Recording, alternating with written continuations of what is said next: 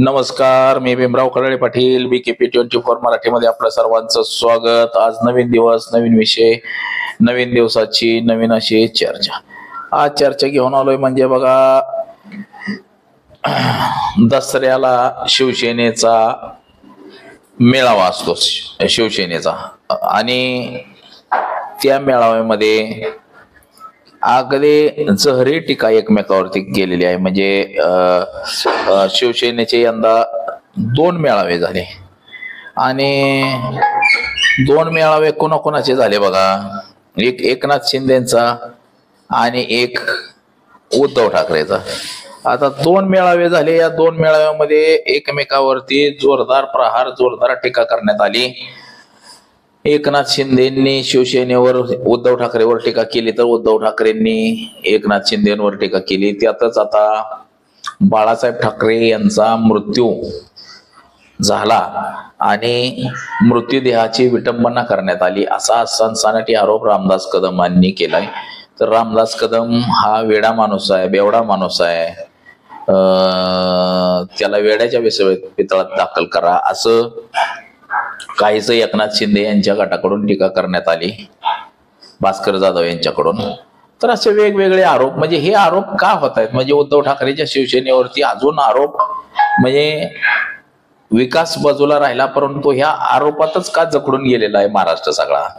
त्याच विषयाची आज चर्चा घेऊन आलो। तर चला, सर्वप्रथम आपण जर चॅनल सबस्क्राईब केला नसेल तर चॅनल सबस्क्राईब करावा, ही सर्वांना विनंती आहे। चला चर्चेला सुरुवात करूया। बघा, महाराष्ट्राच्या राजकारणामध्ये विकास कमी आणि एकमेकावरती टीका टिप्पणी, भ्रष्टाचार, अशा गोष्टी मोठ्या प्रमाणामध्ये वाढलेल्या आहेत। म्हणजे विकासाचं कोणाला काय देणं घेणं नाही, शेतकऱ्याचं किती नुकसान झालंय, काय झालंय ह्याच्याची कुणाला स्वैरसूतक राहिलेलं नाही। म्हणजे शेतकऱ्याचं नुकसान झालंय, होऊ द्या, शेतकरी मरतोय, मरू द्या, भ्रष्टाचार वाढलाय, वाढू द्या, अशी काहीशी परिस्थिती महाराष्ट्राची सध्या तरी निर्माण झालेली आपल्याला एकंदरीत दिसते। आता दसऱ्याला जे शिवसेनेचा जे मेळावा असतो मोठा मुंबईमध्ये, प्रत्येक वर्षी हा एकच मेळावा होत होता, परंतु गेल्या 2023 पासून 2 मेळावे होतात। म्हणजे हे 3रं वर्ष आहे की 2 मेळावे झालेले आहेत। आता एकनाथ शिंदे यांनी जेव्हा शिवसेना फोडून नेली 2022 मध्ये, 40-42 आमदार हे शिवसेनेचे घेऊन गेले एकनाथराव, आणि त्यानंतर ती वेगळी शिवसेना स्थापन केली। सातत्याने उद्धव ठाकरे गटाकडून टीका करण्यात येते की ही अमित शहाची शिवसेना आहे, अमित शहाचे तळवे चाटणारी लोक आहेत, म्हणजे गद्दार आहेत, घाबरून गेले, म्हणजे अशी जहरी टीका ही वारंवार करताना आपल्याला दिसून आलेला आहे। आता लोकसभा निवडणुकीमध्ये देखील बघा, एकनाथ शिंदे गटाला जोरदार दणका बसला। म्हणजे शिवसेना उद्धव ठाकरे गटाचे 9 खासदार निवडून आले, एकनाथ शिंदेचे 7 खासदार निवडून आले होते। आणि त्यानंतर मात्र बघा, साहजिकच वादन पुन्हा उठलं। विधानसभेला मात्र उद्धव ठाकरे यांची पिछेहाट झाली, एकनाथ शिंदेचे 40, 45, 57 आमदार निवडून आले, आणि उद्धव ठाकरे यांचे अवघे 20च आमदार निवडून आले। म्हणजे याचं गणित असं झालं, आता ते मतदानाच्या पेट्या वगैरे वगैरे ते सगळं बोललं गेलेलं आहे। आता प्रत्येक जो दसऱ्याला मेळावा असतो, या दसऱ्याच्या मेळाव्याला मात्र जोरदार असा टीकाचा प्रहार, बडीमार केला जातो। आता उद्धव ठाकरे यांचा जो मेळावा होता मुंबईच्या मैदानामध्ये झाला, आणि मोठा मेळावा झाला, परंतु एकनाथ शिंदे यांनी एका कार्यालयामध्ये मेळावा घेतला होता, आणि या ठिकाणी टीका टिप्पणी करत असताना बघा, उद्धव ठाकरे यांनी देखील प्रहार केला। एकनाथ शिंदे यांनी देखील त्यांच्यावरती प्रहार केला। त्यातच उद्धव ठाकरे यांचे सहकारी संजय राऊत यांनी देखील जोरदार प्रहार असा एकनाथ शिंदे गटावरती केला। गद्दार, पाकिस्तानात जाऊन मेळावा घ्या, हे ते, हिंदुत्व वगैरे अशा पद्धतीचं के बोललं गेलं। त्यातच उद्धव ठाकरे यांनी देखील एकनाथ शिंदे गटावरती जोरदार असा प्रहार केला की हे यांचं कसलं हिंदुत्व, तकलादू हिंदुत्व, भाजपचं देखील तकलादू हिंदुत्व आहे, तिकडं पाकिस्तानच्या अतिरेकी भारतात येऊन आमच्या माणसांना मारतायत आणि त्यांच्याबरोबर क्रिकेट खेळतायत वगैरे वगैरे, असं असे याचं बघा जोरदार प्रहार हा उद्धव ठाकरे यांनी देखील केलेला होता।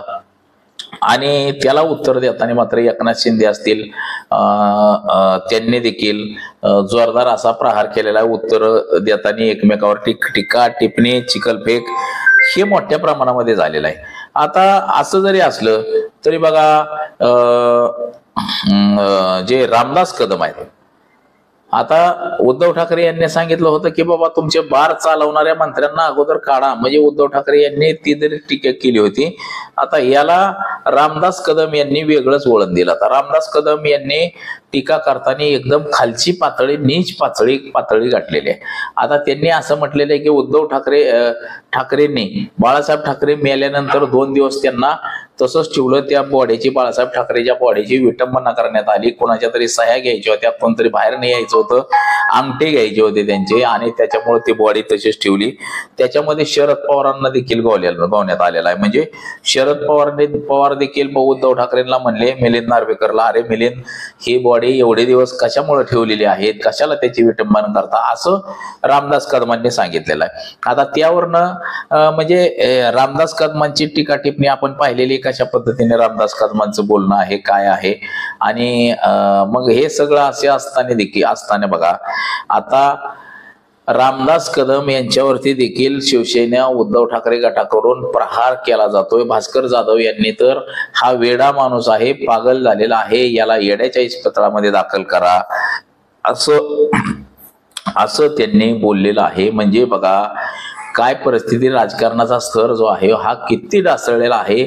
म्हणजे भारतीय जनता पक्ष असो किंवा एकनाथ शिंदेचा पक्ष असो, ओनली वन उद्धव ठाकरे यांच्यावरती टीका टिप्पणी करणं. सत्ता तुम्हाला दिली लोकांनी विकास करण्यासाठी, आणि विकास तर बाजूला राहिला, सगळा भ्रष्टाचार आणि बकास, अशा पद्धतीचं सध्या महाराष्ट्रामधलं सरकार आणि महाराष्ट्रामधलं काम चाललेलं एकंदरीत आपल्याला दिसतंय. जिकडे तिकडे ज्या त्या गोष्टींमध्ये भ्रष्टाचाराची एवढी मोठी प्रकरणं बाहेर निघतायत की आपण पाहिलं की बाबा ते निलेश गायवळचा जो पासपोर्ट अहिल्यानगर पोलिसांनी दिलेला आहे, तर त्याच्यावरती 17 गुन्हे असताना पोलीस म्हणते की गुन्हे दाखल नाही. म्हणजे किती कोटी पोलिसांनी घेतले हे सगळं करून देताना. म्हणजे एवढा मोठ्या प्रमाणामध्ये जो भ्रष्टाचार चाललेला आहे की या भ्रष्टाचारानं माणसं अगदी बेफान झाले. ते म्हणजे काय लोकांना कळावं, हे सरकार आहे का भिताड आहे, असं परिस्थिती आज महाराष्ट्राची निर्माण झालेली आहे. आणि असं जरी आता असलं तरी राजकारण म्हणजे फक्त टीका आणि टिप्पणी याच्यासाठी झालेलं आहे.